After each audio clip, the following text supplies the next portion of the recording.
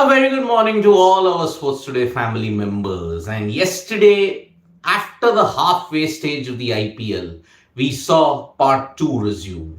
It was Kolkata Knight Riders versus Royal Challengers Bangalore. On paper, you felt that perhaps Royal Challengers Bangalore would pull off a win. But to everybody's surprise, Kolkata Knight Riders put on a spirited show with both the batting and the bowling, especially in the fielding. And that is the result. You've seen that Kolkata Knight Riders have done the double over Royal Challengers Bangalore. They have won both their games in this season of the IPL. And for Kolkata Knight Riders in particular, their fortress is now the Chinnaswamy Stadium because they have not lost there since 2016. Since 2016 until now, Kolkata Knight Riders have always dominated at the M. Chinnaswamy Stadium against Royal Challengers Bangalore. And so, Kolkata Knight Riders have ended their 4-match losing streak, and because of this, Royal Challengers Bangalore now are on a bit of a sticky wicket at this point in time. Remember, yesterday Virat Kohli's winning streak also ended in that. And in the post-match presentation, he was quite upset about it. He said, "We handed them the victory. We deserve to lose."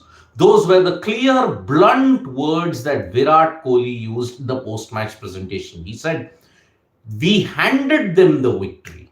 Because there were two major factors in that match that changed the entire course of the game. Number one, the dropped catches of Nitish Rana. Because two dropped chances that ensured that Kolkata Knight Riders got about 25-30 runs more. But we all felt that because the nature of the outfield is such and the wicket is kind of flat, you felt that they were still 10-15 runs short. But Virat Kohli also says that even if we were losing wickets, we needed one good partnership to win the game for us. That one good partnership did not come for Royal Challengers Bangalore. And so, in a way, the catch that Venkatesh Iyer took of Virat Kohli ensured that Kolkata Knight Riders were anyway going to dominate the game. Dinesh Karthik, unfortunately, his finishing prowesses have deserted him, and unfortunately now it seems to be an uphill task that whether he will make it to any franchisee next year. But there is still hope that Karthik can pull off some magic towards the fag end of the IPL. Because remember, even in this game, it was tailor-made for him to ensure that he went ballistic. But the peak of 2022 now has sadly ended. Dinesh Karthik now, he's really struggling to finish off games for his franchisee. So it is very, very sad. It was a contrast of extremes. RCB dropping chances, Kolkata Knight Riders taking some crucial wickets and chances, including Virat Kohli's catch. What a fantastic catch that was. And even Varun Chakravarti, who acknowledged that he went for 49 runs in the previous game. Here he took 3 for 27 and ensured he won the man of the match. He said, the IPL is like that. It's like a roller coaster, up and down, up and down. But Varun Chakravarti said that he's been working with the management and with the backroom staff and also with Abhishek Nair. Because Abhishek Nair is one of the mental and conditioning individuals who are there in the Kolkata Knight Riders setup. And he is ensuring that Kolkata Knight Riders players are up to the task every single time they step onto the field. And so, Varun Chakravarti has acknowledged, Nitish Rana has also said, and Andre Russell has also stated that yes, this victory was very much needed for the morale of the side. Because remember, the morale of the Royal Challengers Bangalore team were high heading into this game, but that of Kolkata Knight Riders was extremely low. So that is why this victory has now summed up the fact that anything can happen in IPL 2023. Which team can come out on top? What is the trend? Are teams wanting to chase or teams are wanting to defend? That is going to be the crucial part heading into the second half of IPL 2023. However, if you look at what has happened in the match, Jason Roy copped a 10% fine on his match fee because he breached the code of conduct. Now, the code of conduct, what happened in that? When Jason Roy was bowled, he knocked off the bail. He just hit the bail with his bat, and that's why that was a code of conduct breach. He's been fined 10% of his match fee for that. But on the sidelines of the IPL, yesterday we saw the announcement of the ICC World Test Championship final squad, and in that there was no Sarfaraz Khan.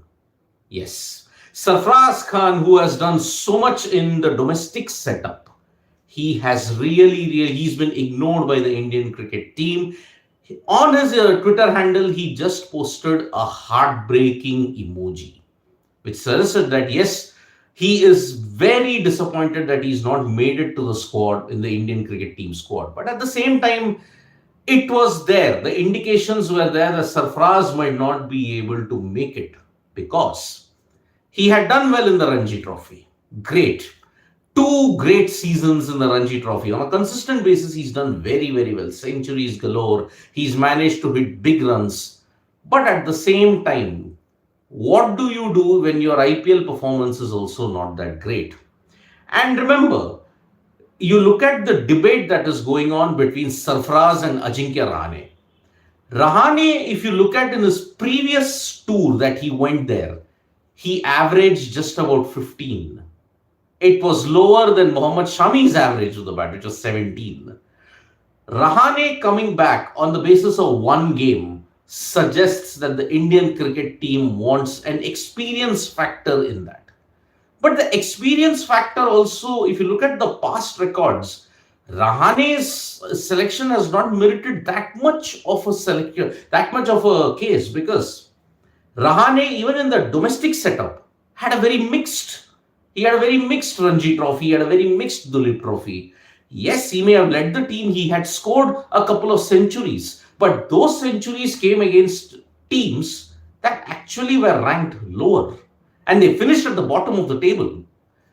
Rahane, on the other hand, his IPL performances have been simply sublime. Fastest 50, one of the fastest 50s in the tournament. Then on top of that, you look at another performance that he had against Kolkata Knight Riders. It is very clear.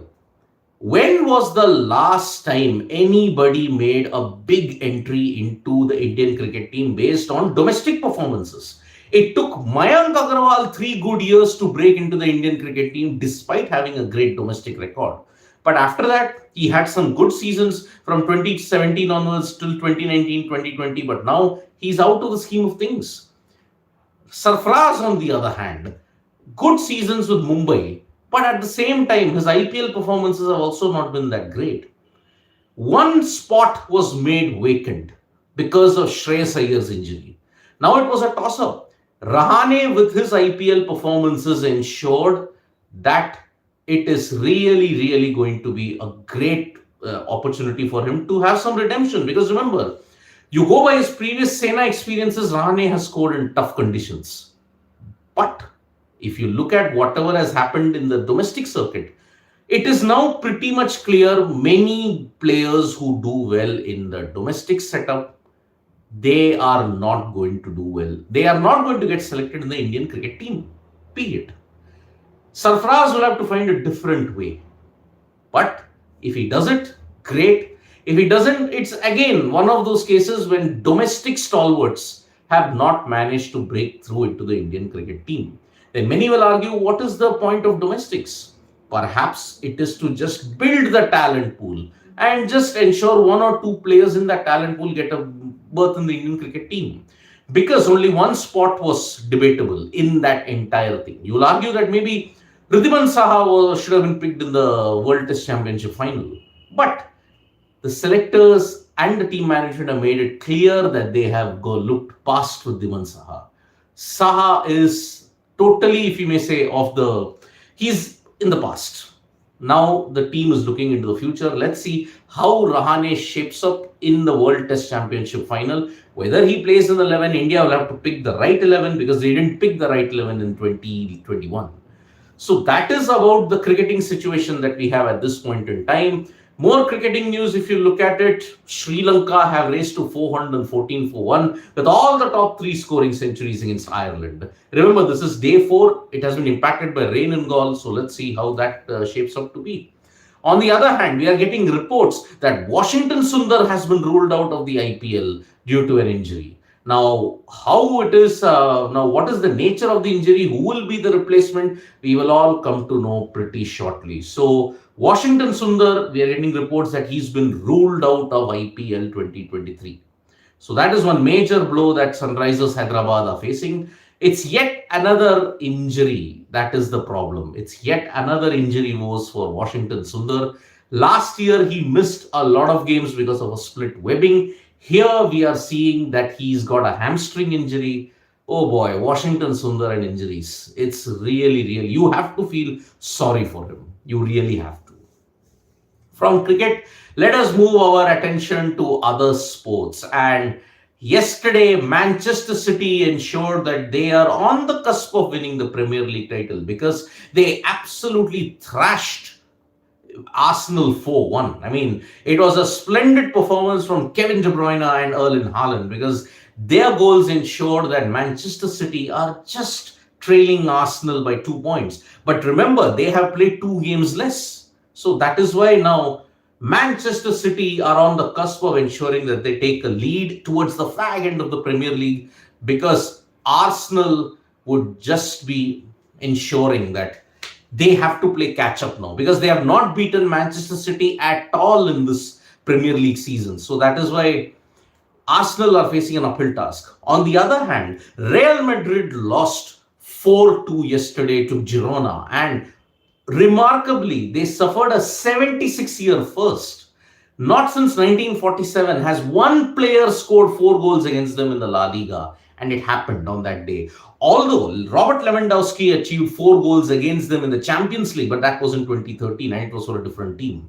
But Real Madrid were blown away by one player, and 4 goals just by him ensured that Real Madrid lost 2-4 to Girona. It was a big, big move indeed. Now, when you look at the World Chess Championship, it is really proving out to be the thriller for the ages. I mean, we now have 12 games played in the World Chess Championship between Dinglegen and Jan Nepomniachtchi. It's 6-all.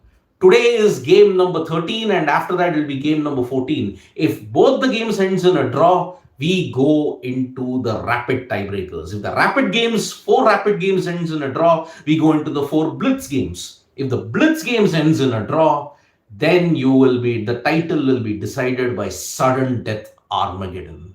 That's how close it is.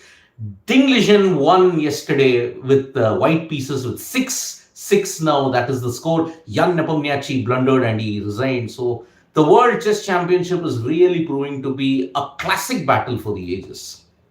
Now let us move our attention to the wrestlers' plight. And yesterday we saw a lot of action being taken happening because the Supreme Court has instructed the Delhi police to file an FIR against the police officers who did not register an FIR against Brij Bhushan Sharan Singh. On the other hand, one of the reports has stated that in 2014, some of the female wrestlers had made a complaint against Brij Bhushan Sharan Singh, but at that time, no action was taken. 2014 and now 2023, all these allegations are coming out now. And why has the Delhi police not done any kind of thing? Because they needed to ensure the probe was proper. Only once the probe became clear and once the probe was finished, they could have an FIR registered. That is the case at this point in time. The oversight committee has given a clean sheet, and that is why now you are seeing that these kind of actions are happening at Jantar Mantar. Now, today there is the IOA Executive Committee meeting, and in that they will decide what must be the situation with the WFI, because they will now have to ensure maybe an ad hoc committee will now run the WFI, the now dissolved WFI. So this is going to be a very interesting standoff. The standoff has only intensified. The wrestlers have even appealed to Prime Minister Narendra Modi, like, you have to intervene, because whatever it is believed that the wrestlers want Prime Minister Modi to intervene so that there can be concrete action taken. So that is one major step that the wrestlers, especially Sakshi Malik, she has said that, please, Prime Minister Narendra Modi, intervene in this matter.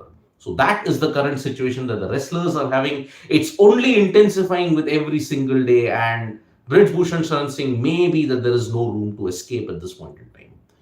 So that is it from this edition of the Morning Wrap. There is an IPL game today, CSK versus RR. If CSK win, they establish a lead yet again. And if RR win, it only intensifies the top 4 struggle. It's going to be a very close encounter indeed. So thank you so much, folks, for joining us for this live. We'll be back with more updates on sports today. Tap that bell icon so you know when we go live, and don't forget we're on Facebook, Twitter, and Instagram as well. Bye bye.